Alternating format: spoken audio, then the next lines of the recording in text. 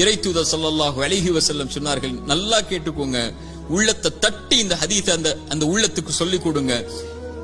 எந்த ஒரு உயிரும் இந்த உலகத்தில் இருந்து மரணிக்காது அதனுடைய வாழ்வாதாரத்தை முழுமையாக்காமல். சுப்ஹானல்லாஹ், மீண்டும் சொல்கிறேன், எந்த ஒரு உயிரும் இந்த உலகத்தில் இருந்து மரணிக்காது அதனுடைய வாழ்வாதாரத்தை முழுமையாக்காமல்.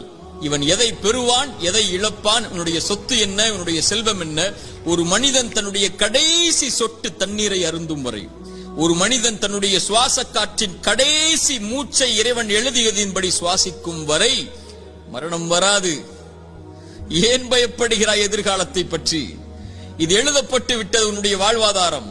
எதை பெறுவாய் என்று, எதை இழப்பாய் என்று, நீ செய்ய வேண்டியதெல்லாம் அதை நோக்கி நகர வேண்டியது மட்டும்தான்.